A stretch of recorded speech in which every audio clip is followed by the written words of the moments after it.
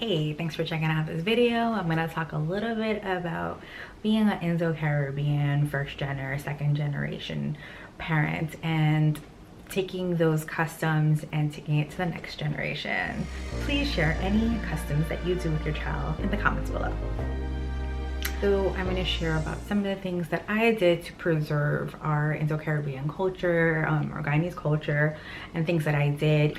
And so the first thing I want to talk about and touch on is the name. So being of a Muslim background, name was always something that was super important when a child is born.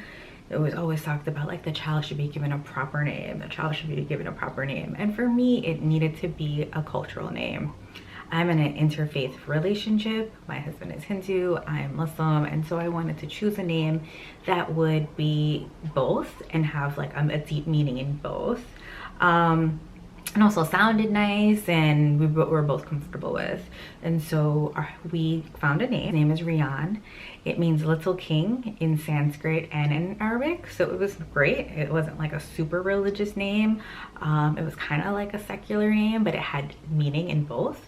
And in Hinduism, it actually does have some religious meaning. So, you know, depending on what angle you want to go in, what religion you are, what background you are, you could adopt a name from, you know, your own background, or you can adopt a name from a different background. It doesn't need to be, you know, like there's no rule, right? Like you could choose a name based on its meaning and how it sounds. Some religious norms and customs for Hindu and Muslim families, and especially in the Indo-Caribbean community, is that you'll shave the baby's head.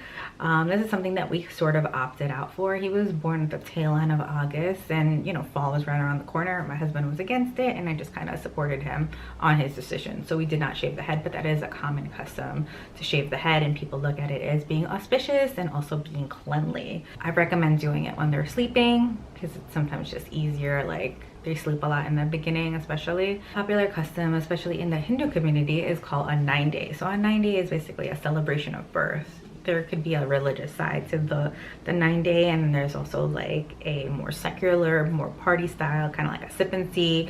You invite people, they bring gifts, and you provide, you know, food and drink. It's like a party. They see the baby, they see mom, and they don't have to stay the whole duration. So we did that. It was more secular, and we had food and we had the baby, but we didn't do it 9 days after the baby was born. That's pretty much the custom. Because it's like the whole purpose is for mommy and baby to bond, also for mom to like connect and be able to nurse baby. We waited more like 29 days. And that was just like my personal preference. I didn't feel comfortable right away like having people over. And so we did have a small puja after the baby was born. We contacted the pandit. The pandits told us when was the right time to have that ceremony. We also chose a book name. Book name is the name that you use for religious rituals in Hinduism. And it's based on astrology and the time the child is born. And so we were given the letter D. He chooses the path of being Hindu and he wants to do pujas and he gets married that way. That name, his book name, would be the name that would be used. Puja that we did was called a Mundan Sanskar. And it's kind of like a combination of a naming ceremony and it's like a little puja to kind of bless the baby. Hinduism is very ritualistic and there's like certain things that you need. And so when the pandit is doing the ceremony, when he's doing the puja, there are certain things that he does when he's reciting the verses. And so what they have are these things called puja packs, where it's like everything that they'll need for that ceremony is in that pack. And so you have to buy one of those. And I think we had to buy like a red or yellow sari.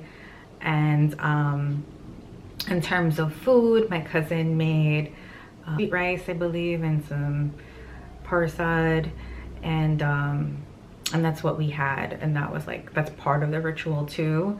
And I think there was a couple other things, maybe some flowers, but it was everything was pretty like easy to kind of like put together. We actually put that puja together in like less than like 3 hours.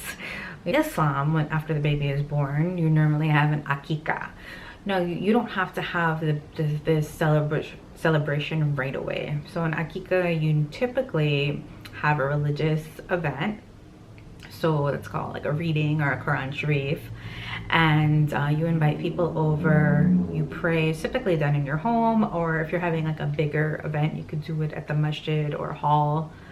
And part of the Aqiqah is taking an animal, like a bull or sheep, depending on the gender, and slaughtering it and then sharing the meat out to family and then people who are less fortunate. What we were thinking about is doing this later on, because all you have to do is do this Aqiqah before they are going through puberty. So most boys don't go through puberty till like 12, 13. So I was thinking more like when he's 10 years old, so he understands, he could do a little speech. So it'd be kind of like more like a bat mitzvah kind of thing, where we could kind of have like a religious part, and then it like has like a secular, more like celebratory part to it.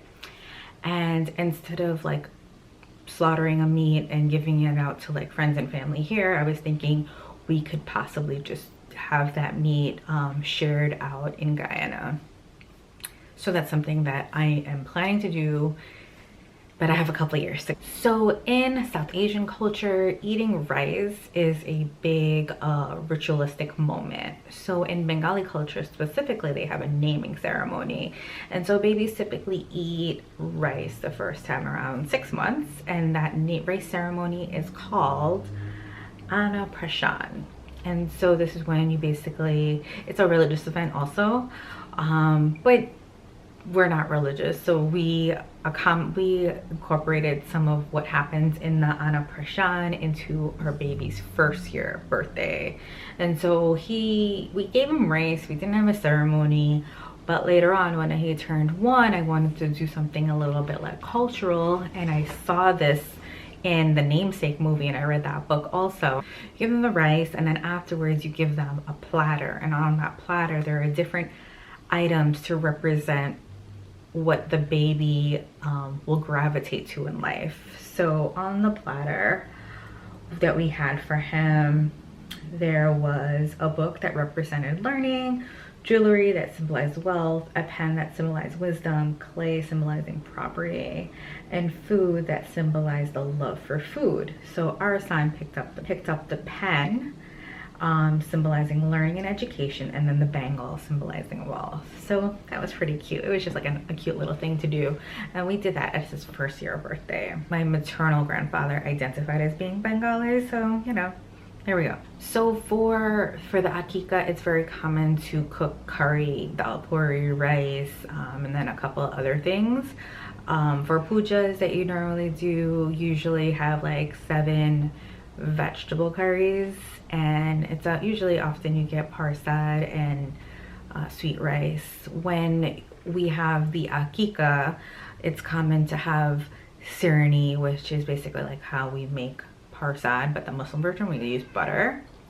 And then matai means sweet meat, and it's basically dough with lots of sugar. It's amazing, especially when it's like fresh. Oh my god, love it. And so those are usually like in your to-go bags, like you send that home. After a Quran Sharif or a reading, you'll give like some sirni and some matai, and maybe like a piece of pira. Pira is basically like fudge. Again, so amazing. It has to be chatak, which means delicious. So in terms of language, we are English speaking natives, my husband and I. My mother's mother's tongue is English. My grandmother's mother tongue is English. My grandmother's grandmother now, like my grandparents, like they were fluent in probably like Bhojpuri and Hindi and Urdu. Most likely just Bhojpuri. My ancestors obviously, well, whereas my grandmother's grandmother, they were most likely fluent in Bhojpuri.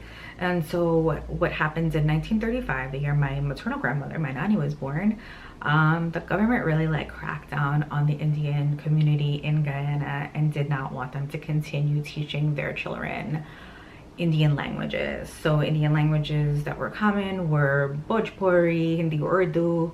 The North Indian languages they refer to as Hindustani, the combination like of these. And then in the South, it was like Tamil, right? So that was something that the government was very intentional about. They did not want Indians to continue speaking their dialects. So in order to give their kids the best future, parents stopped teaching their children Indian languages.